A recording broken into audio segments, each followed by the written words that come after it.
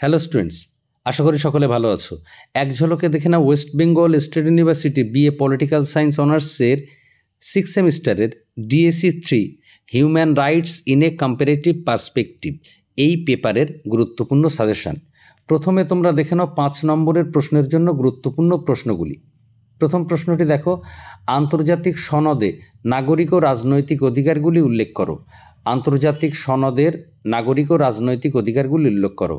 পরের প্রশ্ন, জেনেভা চুক্তির গুরুত্ব আলোচনা করো। জেনেভা চুক্তির গুরুত্ব আলোচনা করো।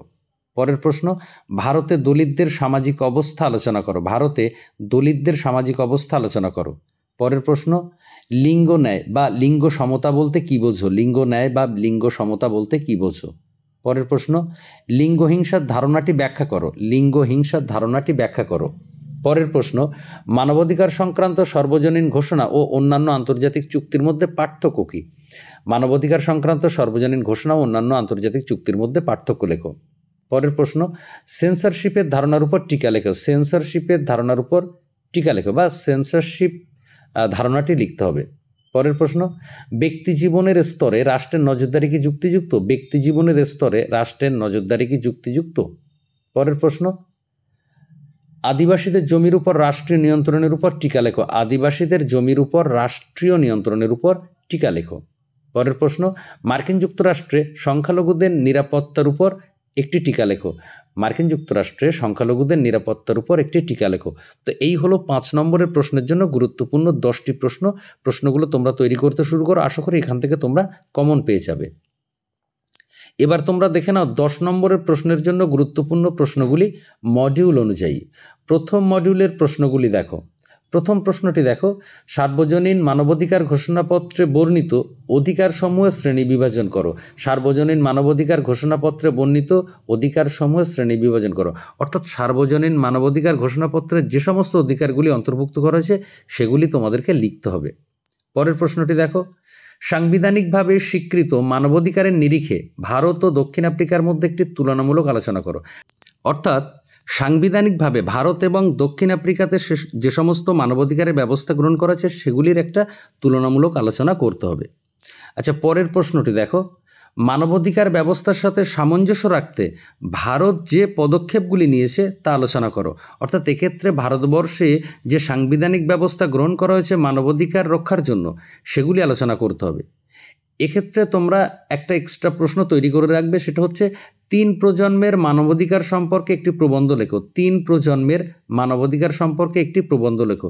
তো এই হলো মডিউল 1-এর গুরুত্বপূর্ণ 4টি প্রশ্ন। এই প্রশ্নগুলি তোমরা তৈরি করতে শুরু করো, আশা করি এখান থেকে তোমরা কমন পেয়ে যাবে। তবে তোমাদেরকে একটা কথা বলি, এই পেপারে কিন্তু প্রশ্ন ঘুরিয়ে আসে, সেই জন্য তোমরা একটু কনসেপ্ট ক্লিয়ার করার চেষ্টা করবে। মানে কনসেপ্টটা নেবে, তারপরে প্রশ্ন যেভাবে আসে তোমরা সেইভাবে লেখার চেষ্টা করবে। এবার তোমরা দেখে নাও মডিউল 2-এর গুরুত্বপূর্ণ প্রশ্নগুলি। প্রথম প্রশ্নটি দেখো, নির্যাতন কি? নির্যাতন প্রতিহত করতে রাষ্ট্রের দায়িত্ব সম্পর্কে আলোচনা করো। নির্যাতন কি? নির্যাতন প্রতিহত করতে রাষ্ট্রের দায়িত্ব সম্পর্কে আলোচনা করো। পরের প্রশ্নটি দেখো, কেউ কোনো নির্যাতন, নিষ্ঠুরতা, অমানবিক ব্যবহার বা শাস্তির সম্মুখীন হবে না। সম্মিলিত জাতিপুঞ্জের মানবাধিকার ঘোষণার যে 5 নম্বর ধারা আছে সেই 5 নম্বর ধারার এটা হচ্ছে বক্তব্য। এই বক্তব্যটি তোমাদেরকে আলোচনা করতে হবে। অর্থাৎ UDHR-এর 5 নম্বর ধারার দর্শন আলোচনা করতে হবে। পরের প্রশ্নটি দেখো, ভারতে রাজনীতি ও প্রশাসনের সংখ্যাগরিষ্ঠ প্রকৃতির ফলে ধর্মীয় সংখ্যালঘুরা কি নিরাপত্তাহীনতায় ভুগছে? আলোচনা করো। ভারতে রাজনীতি এবং প্রশাসনে যে সংখ্যাগরিষ্ঠ প্রকৃতি, অর্থাৎ সংখ্যাগরিষ্ঠ অমুসলিম, তো তার ফলে ভারতবর্ষের যে সমস্ত সংখ্যালঘু মুসলিম বলো বা শিখ খ্রিস্টান বলো তারা কি নিরাপত্তাহীনতায় ভুগছে সেটা আলোচনা করতে হবে। তো এক্ষেত্রে আমি মডিউল 2 থেকে তোমাদের জন্য দিয়েছি মাত্র 3টি প্রশ্ন। তো আশা করি এই 3টি প্রশ্ন থেকে তোমরা কমন পেয়ে যাবে। এবার তোমরা দেখে নাও মডিউল 3-র গুরুত্বপূর্ণ প্রশ্নগুলি। প্রথম প্রশ্নটি দেখো, ভারত ও পাকিস্তানের রক্ষণশীল সমাজ লিঙ্গজনিত সহিংসতাকে সাংস্কৃতিক প্রথায় পরিণত করেছে কিনা তা আলোচনা করো। ভারত ও পাকিস্তানের রক্ষণশীল সমাজ লিঙ্গজনিত সহিংসতাকে সাংস্কৃতিক প্রথায় পরিণত করেছে কিনা তা আলোচনা করো।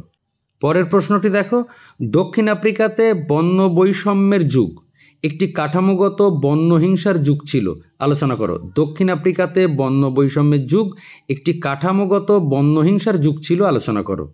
পরের প্রশ্নটি দেখো, পারিবারিক হিংসা প্রতিরোধে রাষ্ট্রের ভূমিকা আলোচনা করো। পারিবারিক হিংসা প্রতিরোধে রাষ্ট্রের ভূমিকা আলোচনা করো। তো এই হলো মডিউল 3-র গুরুত্বপূর্ণ 3টি প্রশ্ন। আশা করি এখান থেকেও তোমরা কমন পেয়ে যাবে। তো তোমাদের টোটাল যে সাজেশনটি আমি দিলাম ডিএসসি 3-র human rights in a comparative perspective, এই পেপারের শুধু একটা কথা মাথায় রেখো, এই সমস্ত পেপারে ডিএসসি পেপারে কিন্তু প্রশ্ন ঘুরিয়ে আসে। সেই জন্য তোমরা যখন যে বিষয়টি পড়বে সেই বিষয়টি সম্পর্কে বোঝার চেষ্টা করবে, তাহলে কিন্তু তোমাদের প্রশ্ন ঘুরিয়ে এলে তোমরা ঠিকঠাকভাবে অ্যান্সার করতে পারবে। তো সকলে ভালো থাকো, সুস্থ থাকো, ধন্যবাদ।